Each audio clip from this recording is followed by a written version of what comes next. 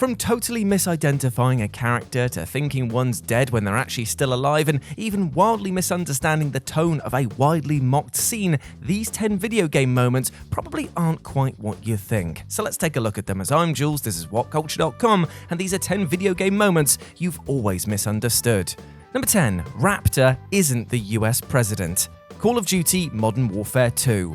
Now, Call of Duty Modern Warfare 2's early mission, Wolverines, tasks players with, amongst other things, securing a VIP given the call sign Raptor. You've got no other direct information about the target, and their appearance simply gives away that they're a middle-aged white man clearly working in a high level of government, hence the VIP status. Nevertheless, many fans have assumed that Raptor is actually the President of the United States, largely due to the fuss made about securing him and the possibly telling nature of his codename. Given that Eagle was used as President Bill Clinton's Secret Service call sign in real life, Raptor might appear to be a superficial reference to POTUS. But there's absolutely nothing in the game that actually concretely points to that. For starters, while the soldiers are presumably prohibited from referring to Raptor as anything but his codename, the lack of a reaction to seeing the president in the flesh suggests that it isn't actually him. Plus, data miners discovered that Raptor was originally supposed to be the president, but this was removed from the game, making it far more likely that we're actually dealing with either the vice president or somebody high up in the cabinet, such as the Secretary of State.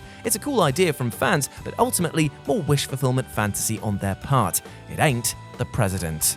Number 9. Tails doesn't die in the bad ending. Sonic the Hedgehog 2.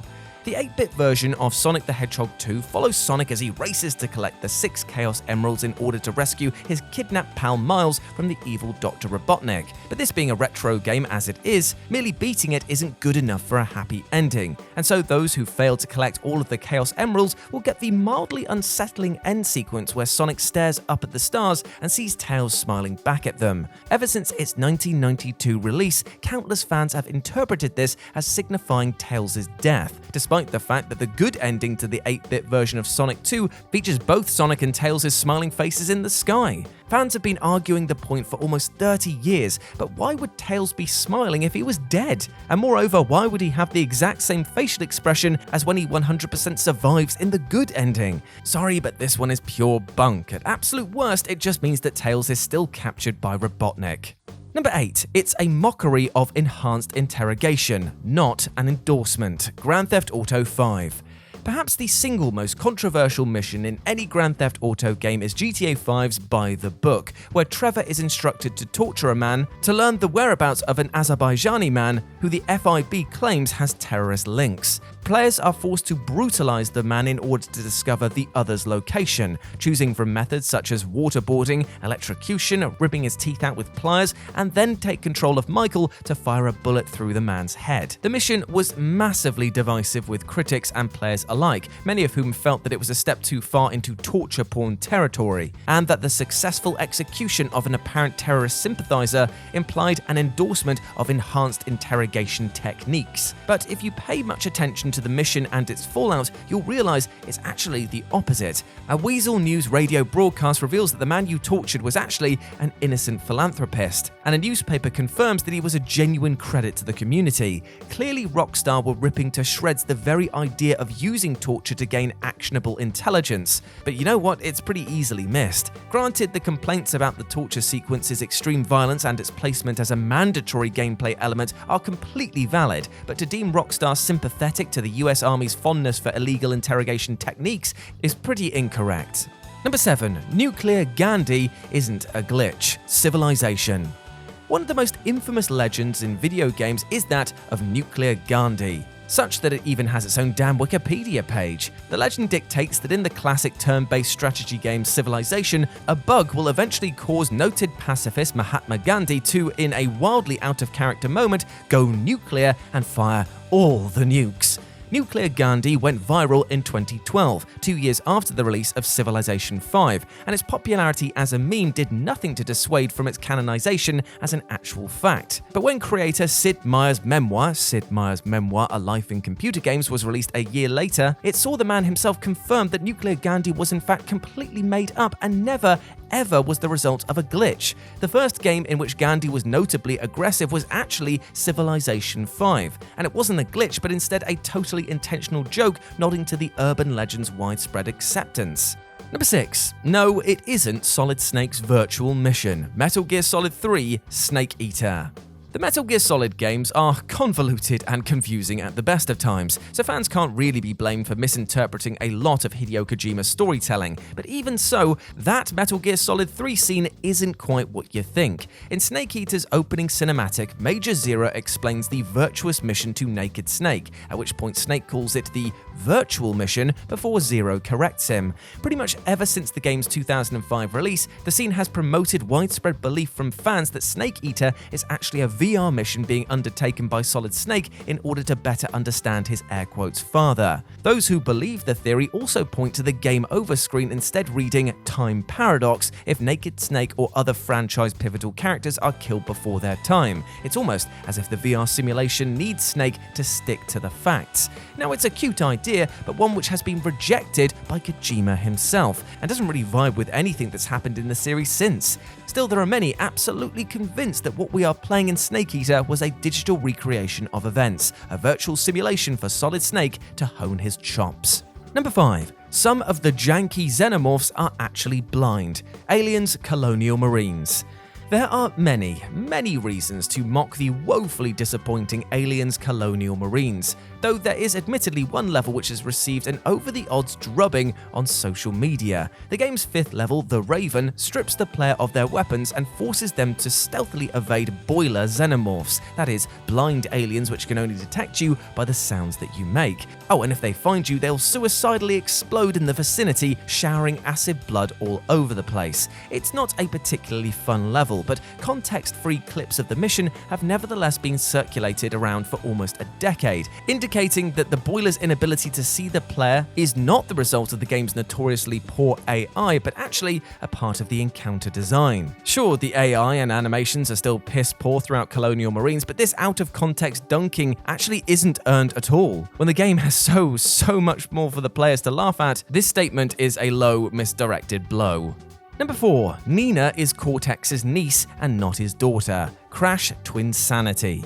Crash Twinsanity may be the point at which the Crash Bandicoot franchise went off the rails for a lot of players, and whilst far from being the best game in the series, it's really not that bad. But there is one scene in the game that served as a major sticking point for fans in the 17 years since its release, when at the start of the late game level Rock Slide Rumble, Dr. Neo Cortex's gothic, mischievous niece Nina is kidnapped by evil Crash, and Dr. Cortex then flippantly says, "My daughter, niece, we must do something. Think, Cortex, think." Now, to many fans, this was interpreted as a wink-wink implication that Nina is actually Cortex's daughter, but in actual fact, it's nothing more than just a silly one-off joke. Now, nothing else in the series has ever followed up this gag as a legit suggestion that Nina is Cortex's daughter, but the rumor stuck, however, because the previous game, Crash Bandicoot The Wrath of Cortex, was originally going to feature Neo Cortex's daughter, Rio Cortex. Cortex's slip of the tongue here was actually nothing more than just a cute reference to his daughter's near existence in The Wrath of Cortex,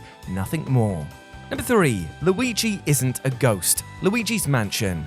And now for one of the strangest and most unsettling video game urban legends there is, and one that's stuck like glue over the past 20 years. In the original GameCube's release of Luigi's Mansion, if players enter the telephone room and answer the phone during a lightning storm, a seemingly levitating shadow of Luigi will be visible on the wall. The visual can be replicated in other areas of the game, but this is by far the most common place to find it. It led to the widespread belief that Luigi was actually dead during the events of the game, with the shadow showing his corpse hanging from a noose, hence the levitation.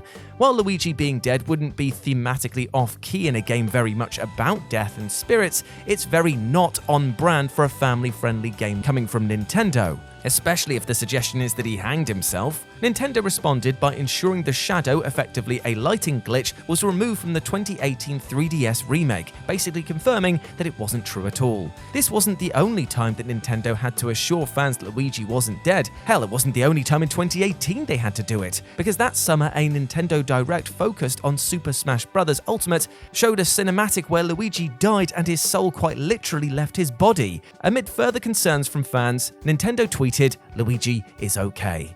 Number 2. Tidus's or Tidus's laugh is intentionally awkward. Final Fantasy X.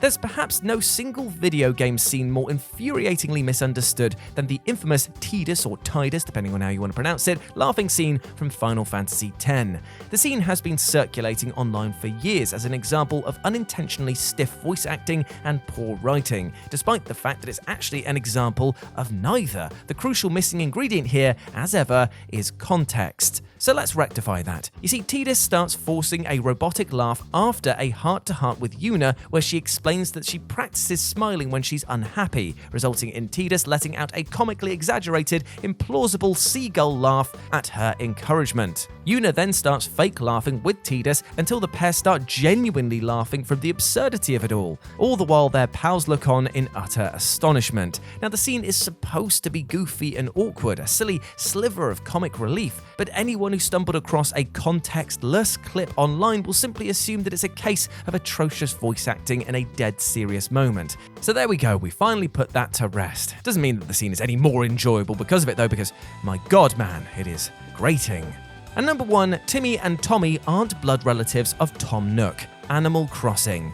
Animal Crossing fans will argue until the end of time about whether Tom Nook is a money-grabbing loan shark or a permissive businessman. So let's consider something else, and that's the parentage of his apprentices Timmy and Tommy. Though Timmy, Tommy, and Tom Nook are all based on the tanuki, the Japanese raccoon dog, and Timmy and Tommy are indeed related, many players have simply assumed that they are blood relatives of Tom Nook without any clear evidence. I mean, sure, they all look similar, but plenty of creatures in Animal Crossing look like family without actually being related. Though earlier games have suggested that they could be Tom Nook's nephews, the wording is rather vague and could be interpreted to mean that he's only their uncle in the familiar, colloquial way that our friends' kids might refer to us. 2005's Animal Crossing Wild World explicitly denied any direct familial link, and sometimes it's been said that Tom Nook found and adopted the pair.